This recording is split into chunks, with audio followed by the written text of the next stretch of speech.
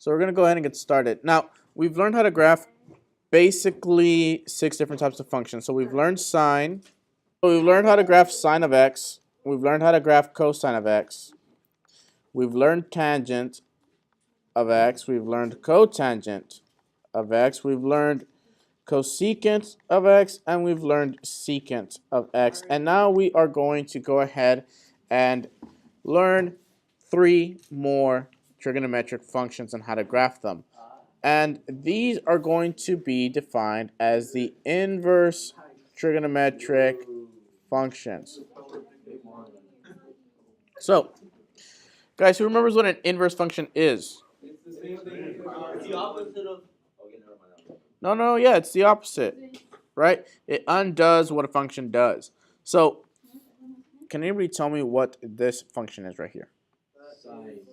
Yeah, so this is y is equal to the sine of x. Now, recall that the inverse of a function can be graphed by reflecting the points over the y is equal to x line. So what this is talking about is this line right here. This line right here. That is the y is equal to x line. If we reflect this, then we end up with this function. This is the inverse of sine of x. Now, the problem with this is what?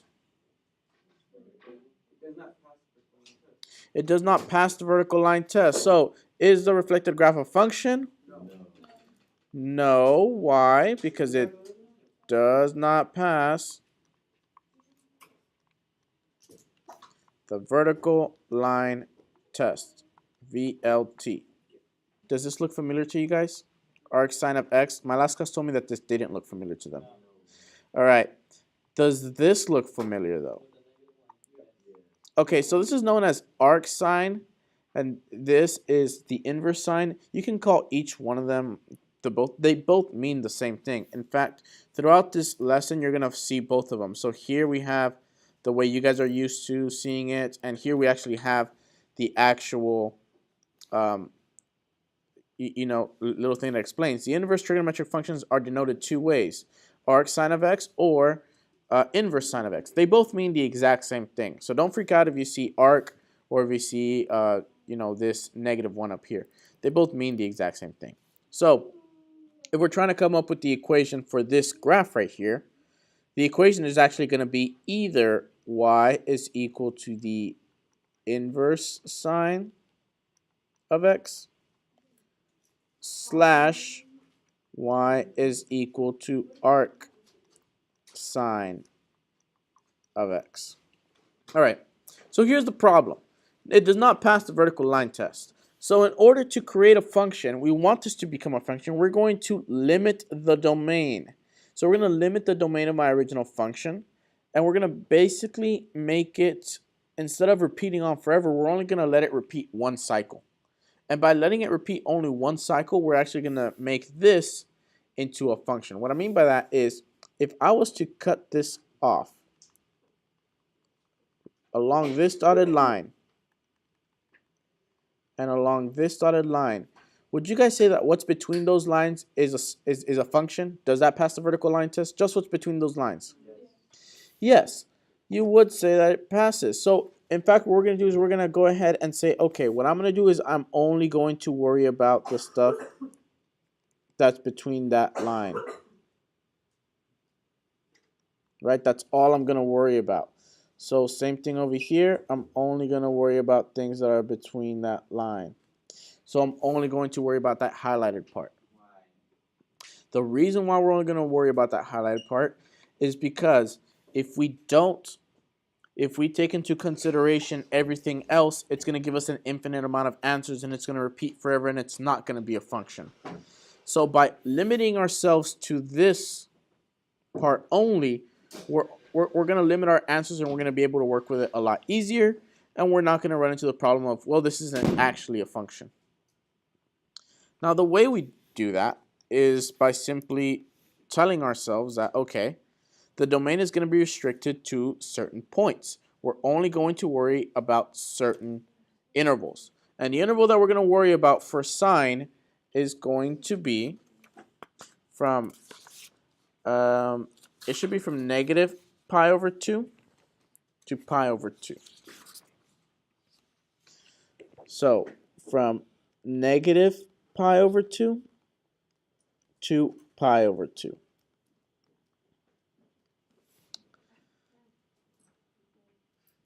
Highlight the restricted domain on the function above. We already did that. The graph of inverse sine will be a function as long as it's on the restricted domain.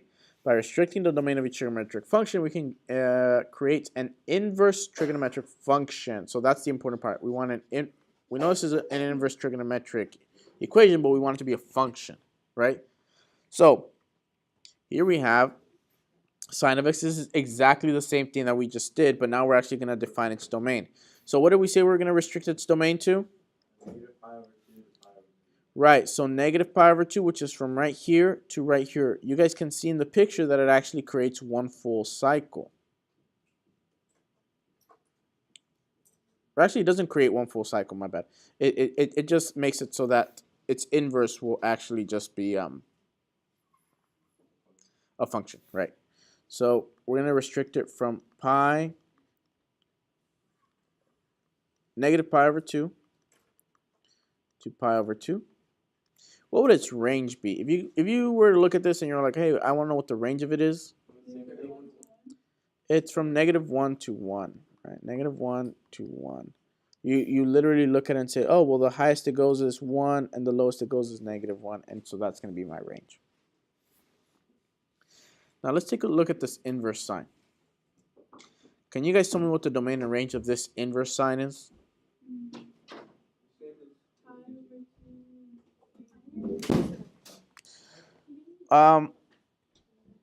Close. Here's the deal. When you're working with inverse functions, there's always a relation between the inverse and the original, especially when it comes to domain and range. Does anybody remember what that relationship is? What? The relationship between an original function and its inverse function. The relationship that's all the domain and range are opposite. Domain and range are opposite, so they're flipped. That's exactly right. So basically, when you go from sine to inverse sine, you're going to flip domain and range. So what would be my domain then? Negative 1, comma 1. And what would be my range? Negative pi over 2 to pi over 2. And if you look at this graph, you can sort of see that, right? Here you have negative 1. Here you have a positive 1. And all the way up here, you have that pi over 2. And all the way down here, you have that negative pi over 2. And you can see it in these points too. You see negative 1. And over here, you have a positive 1.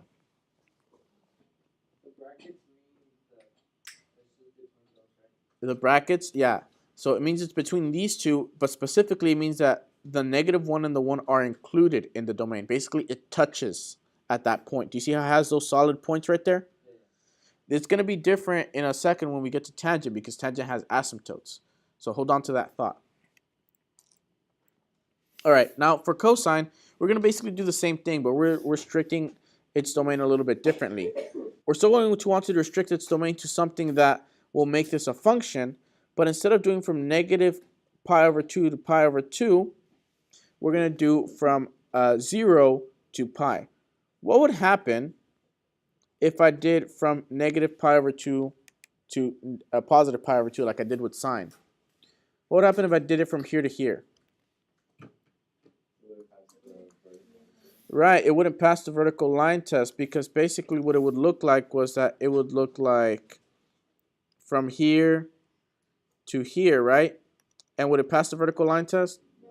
No, so that's why I can't go ahead and use negative pi over 2 to pi over 2 like I did with sine. Instead, I have to go ahead and go from 0 to pi. That's why it's a little bit different. So, going back to this. What would be my domain? I just mentioned it. 0 to pi. 0 to pi. And what would be my range? All right. if I convert this from cosine to inverse cosine, what's going to be my domain now? Negative 1 to 1. What's going to be my range now? What do y'all think? Easy peasy?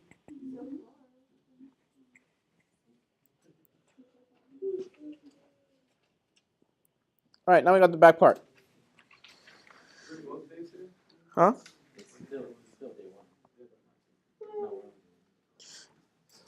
Okay, so we have tangent of x and inverse tangent of x. Now, we have to pick what part we're going to use for our inverse. So, sine was negative pi over 2 to positive pi over 2. Cosine was 0 to pi over 2. What part do you guys want to use for tangent? It doesn't matter, right? Well, I would say from Why would you say that, Nia?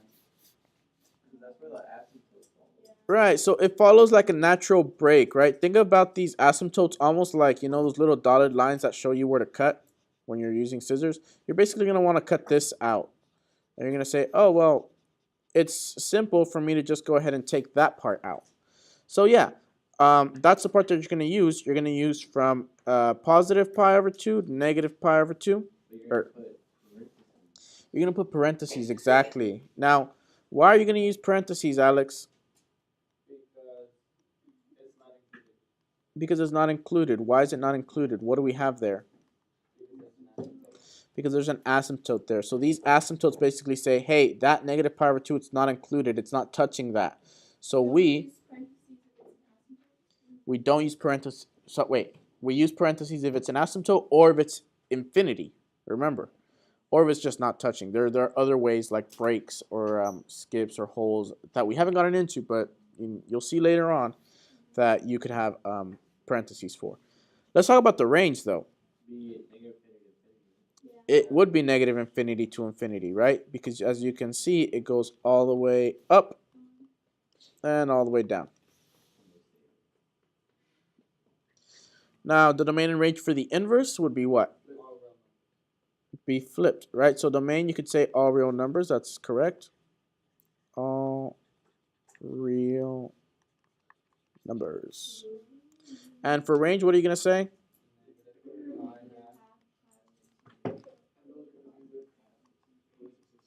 With parentheses. So I already sort of explained what inverses do, right? They undo what a function does. So if I, for example, ask you, well, can y'all tell me what the sine of pi over 4 is? If you look at your unit circle, it's square root of 2 over 2, right? Sine being your y value on the unit circle, your y coordinate. So you could say that sine of pi over 4 is the square root of 2 over 2. Then what is the inverse sine of square root of 2 over 2? This is equal to pi over 4. It undoes what sine just did. Does that make sense? Yeah. So let's think of another example. If I have something like arcsine of the sine of, I don't know, 3, what would be my answer to this?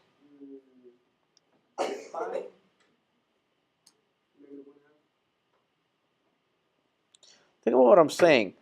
These two undo each other. They cancel each other out.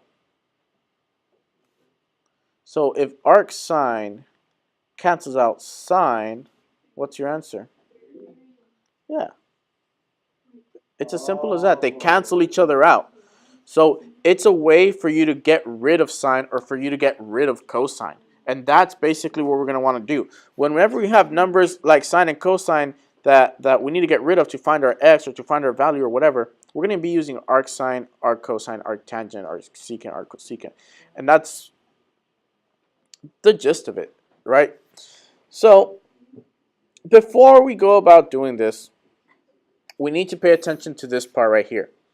Can somebody read this paragraph? When evaluating an inverse trigonometric function such as the arcsine, remember that the arcsine of x is the angle whose sine is x. you are determining the angle. Also, you are only to give answers on the restricted ranges for each inverse. Trigonometric function lists these angles below. Memorize these ranges. All right, so this is important. First of all, you're determining the angle. So the answer should be an angle, whether in degrees or radians, but the answer should be an angle. Next is that you're restricted to the ranges that have been given to you. So if you turn back to the front of your page, we figured out some ranges for sine, cosine, for tangent. What was the range for inverse sine? Negative pi over 2 and pi over 2. What was the range for cosine? 0 to pi. And what was the range for tangent, inverse tangent? So the same one as sine, but with parentheses. All right, so negative pi over 2, comma, pi over 2. So far, so good? Okay, now here is what I'm going to do. I'm going to go ahead and just say, okay, I'm looking for the inverse sine, looking for the inverse cosine, and I'm looking for the inverse tangent. I'm going to highlight wherever this is applicable. So this says that from negative pi over 2, which negative pi over 2 is actually down here. That's the same thing as 3 pi over 2. All the way to pi over 2. That would be my sine. My cosine is going to be from 0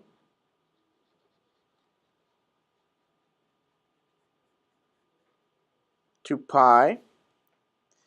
And then my tangent is going to be from almost negative pi over 2, but not quite touching it, all the way to almost positive pi over 2, but not quite touching it. Okay, so here we have the ranges, right? Our answers have to stay within these ranges. Now, the reason our angles have to stay within these ranges is because otherwise we would have an infinite amount of angles. For example, going back to this example that I gave you before, this one right here, the arcsine of square root of 2 over 2. If I just gave it to you like this, what is the arcsine of square root of 2 over 2? Well, then what you would do is you would actually go to your unit circle and say, okay, where is sine equal to square root of 2 over 2? At pi over 4, right? You see how this is square root of 2 over 2? But there's a problem because there is also another place on the unit circle where sine is equal to square root of 2 over 2. At 3 pi over 4. Do y'all see that? Now, why is the answer pi over 4 and not 3 pi over 4? It's not in the range. Sine is all that stuff that's highlighted in pink or purple or whatever, right? So, this right here does not, basically, we're not going to consider this because we're only considering anything within that range. And so that's why pi over 4 is our answer and not 3 pi over 4. Does that make sense? So let's try some problems out, see what happens. All right, this first one we have the arcsine of negative 1/2. Okay, so we go to our unit circle and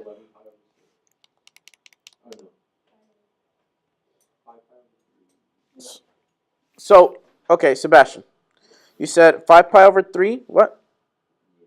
Where's 5 pi over 3? 300 degrees? So, okay, so we're looking for sine, remember. Sine is your y value, so I think you were right the first time. I heard you say 11 pi over 6. Okay, now, is there anywhere else on the unit circle that sine is equal to negative 1/2? 7 pi over 6. Are we going to consider this? Why not? Not in the range. So we're only going to consider this, right? So is my answer 11 pi over 6? Well, let's check. Remember, my range is between negative pi over 2 and positive pi over 2. Is 11 pi over 6 between negative pi over 2 and positive pi over 2? This, if I convert it, is basically pi and 5 pi over 6.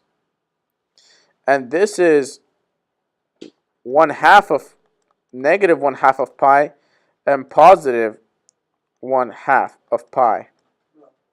So is this pi and 5 pi over 6 almost 2 pi between negative half and positive half of pi? It's not. So then how can this be our answer? It is, but we need to write it differently. Think about it like this. If this was on an x-axis, right? If once I went to the left side of the y-axis, huh? Yeah, it wouldn't be 11 pi over 6, but instead, what is the reference angle from here to here? This is pi over 6, right? And since we're going in the negative direction, we can just say this is negative pi over 6. So instead of saying, oh, this is 11 pi over 6, I'm just going to say this is going to be equal to negative pi over 6. And is negative pi over 6 between negative pi over 2 and positive pi over 2? Yes, it is. All right, here's the deal. I made the same deal with my other class. I'm going to pick 2 more that I'm going to go over, and then you guys do the rest by yourself. So we do have around 18 minutes left of class, 3 minutes left, and I'll give you the promised 15 minutes. Number 3, number 5, are those the ones you want? Yeah. Everybody agree? Y'all don't want a tangent one? No, yeah, it's tangent. All right, so pick which ones you want. 12. Yeah, 12. All right, so you guys want 12. 12 and 5. I want to do 12 and 5. 5, yeah. No, I want to do 5. No, 12 and 4. And 5? Yeah. Right, so 12 and 5. All right, 5 is actually pretty easy.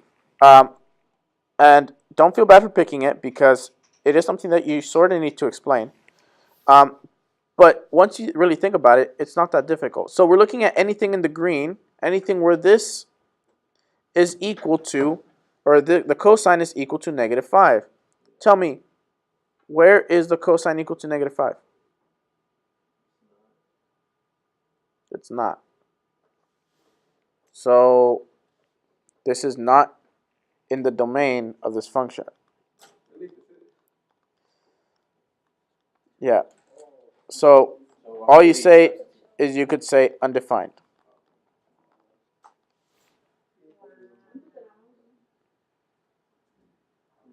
Now 12 actually takes a little bit of work.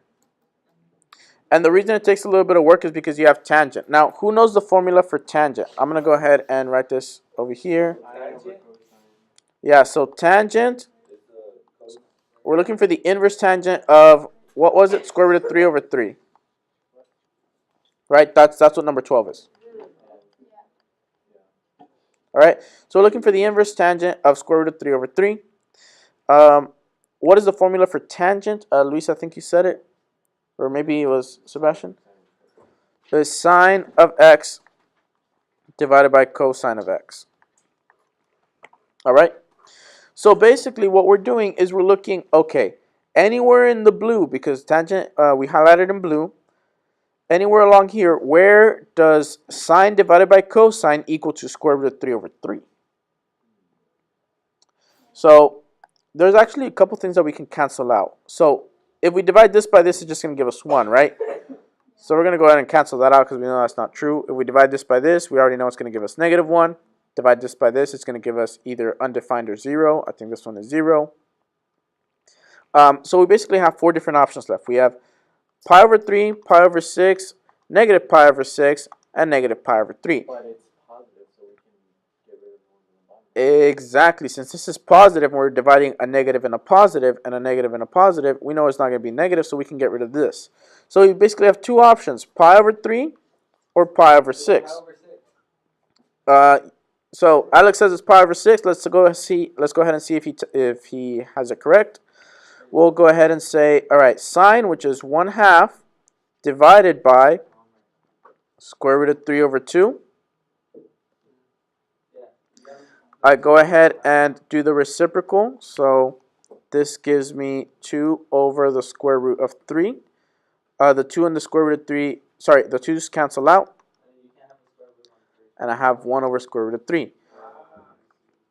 You can't have a square root at the bottom, so you go ahead and multiply by the square root of 3 at the top, square root of 3 at the bottom. This is what we were doing when we first got introduced into trig functions, which gives you square root of 3 divided by the square root of 9, which is 3. So your answer would be pi over 6. Now, one more thing that I want to go over.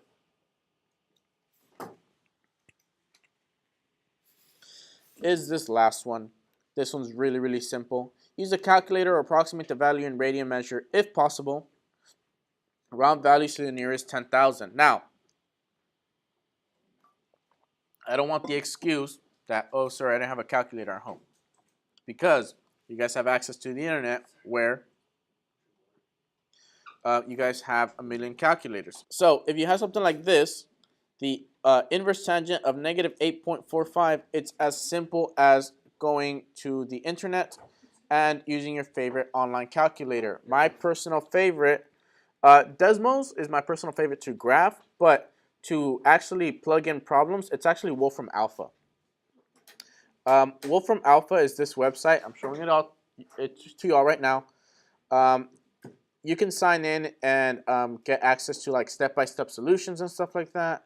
I do that sometimes. But if you just want to plug in a value, you can just say, okay, what's the inverse tangent of negative 8.45? I'm not going to use inverse tangent.